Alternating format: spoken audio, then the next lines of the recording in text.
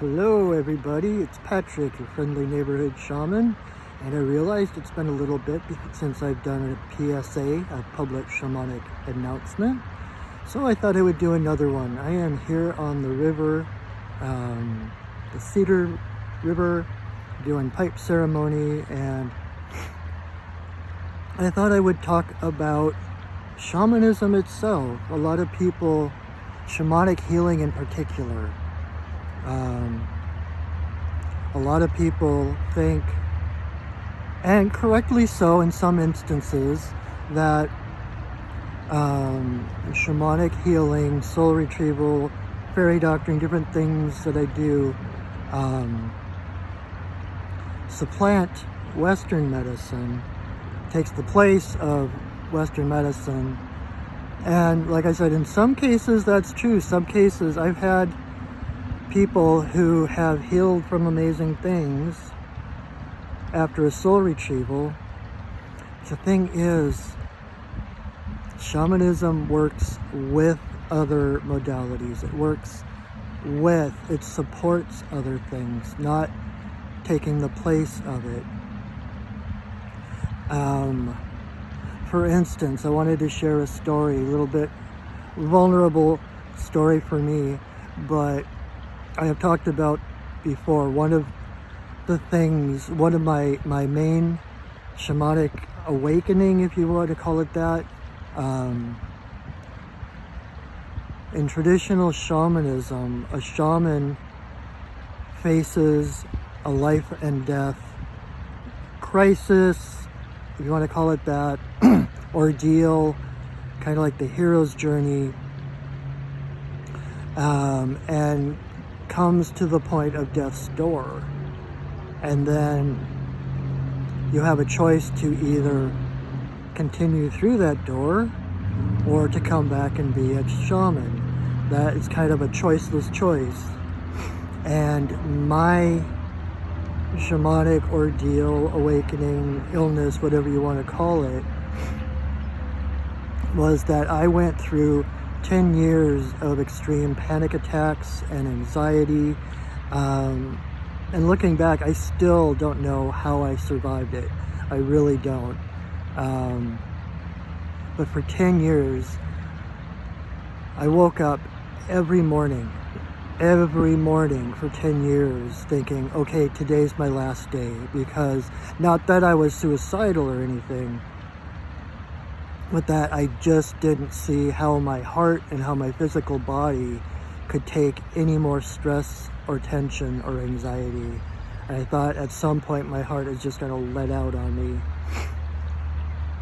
And so I may or may not have been, in actual 3D reality that close to death's door, but I thought I was. Every day I faced death. Every day death walked with me every step. I was afraid to be alone, and yet I needed aloneness. I needed solitude. That's part of the shamanic path. And so it took a lot of mustering of courage to go sit like I am now, sitting here in the woods by the river by myself, because I'm like, what if something happens? What if my heart gives out and no one knows I'm here?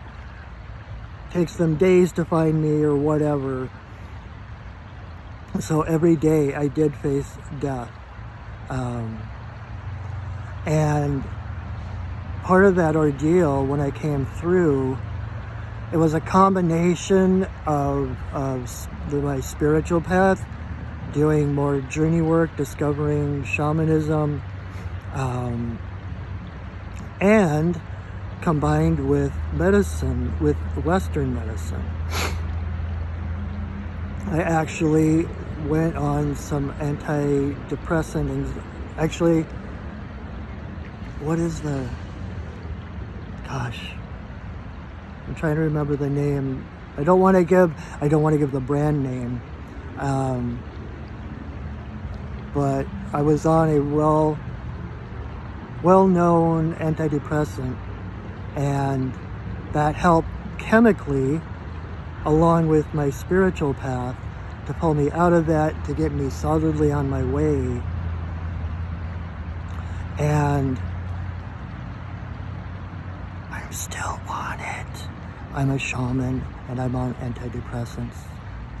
There is no, I don't see the conflict.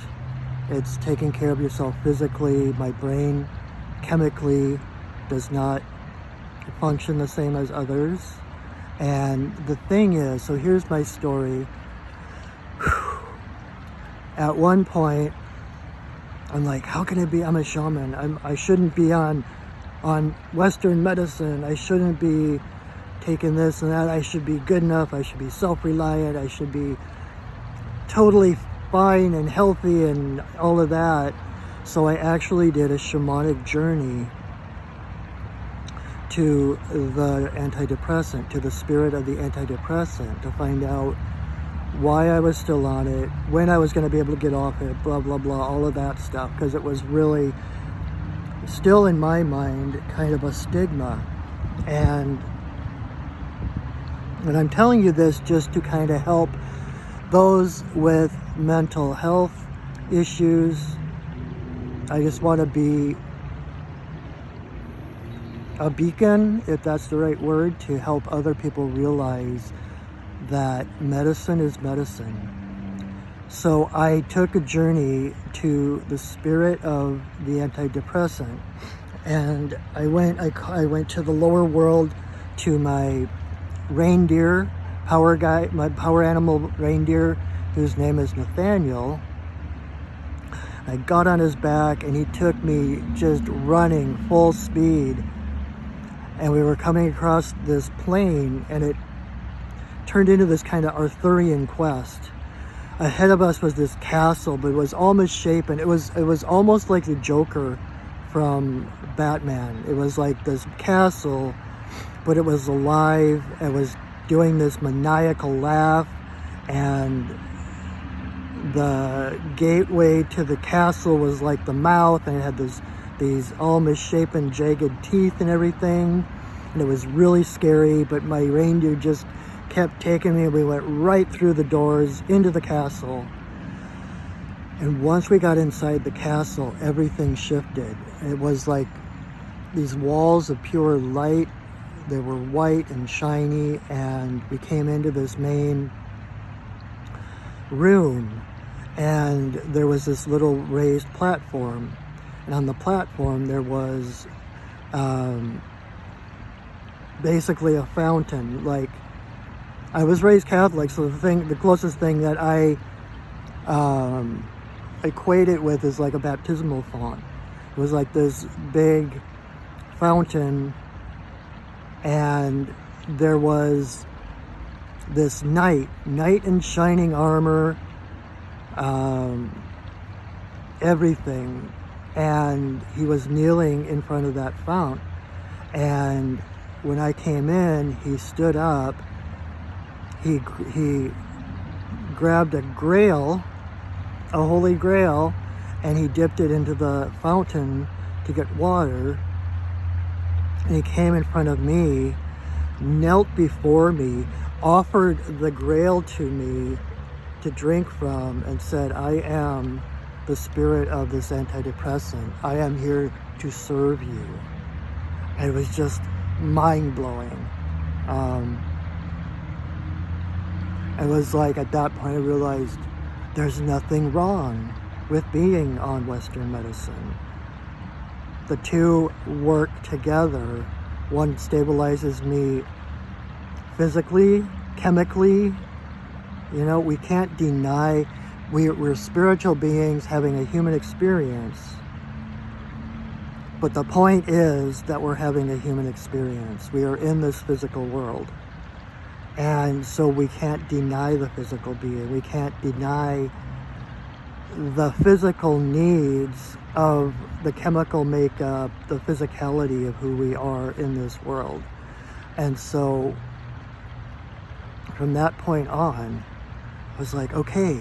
And granted, I'm still on it. I've lowered it considerably from what I started on. And I'll even miss, like, it's not as big a deal anymore. I can miss probably up to a week before feeling the effects. But take care of yourself, spiritually and physically. They're meant to work together. That's why we're here. So never let anyone get down on you. Don't criticize yourself if you're on different meds. I know there's all the conspiracy theories about pharmaceuticals, etc.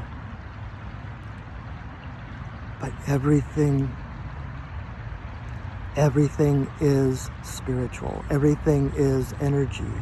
Everything is divine. Even the pharmaceuticals, even the medications you take. Where did it come from? Everything is divine. Everything is spirit. Everything is energy.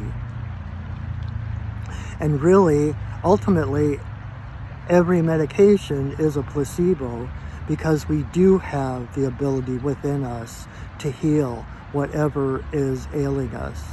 And the other part is we think of healing and wellness as this ultimate goal, this stopping point. Okay, I don't have to worry anymore, I'm fine. But this world, this life, is an adventure. It's a process.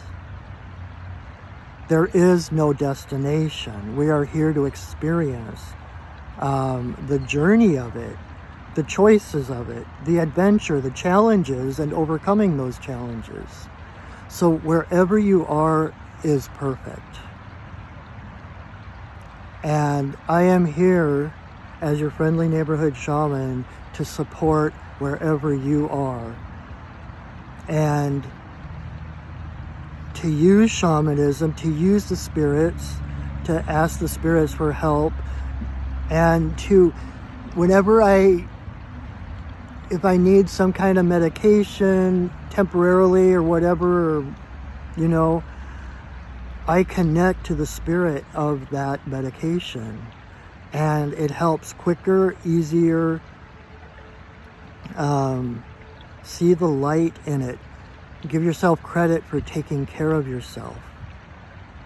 You created that. You create your reality. You created that as an opportunity to be better in touch with who you truly are, in alignment with your spirit. So, yes, shamanism is, to me, the most potent thing, healing. And once we get the spiritual stuff healed, the physical tends to fall in place, because it's usually our thoughts and our beliefs, our thought patterns, our emotional patterns that block the spiritual reality of ourselves, and that's what creates disease.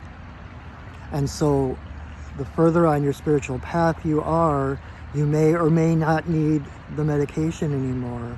But even if you do, there's nothing wrong with that. The spirit of that medication is there to help you.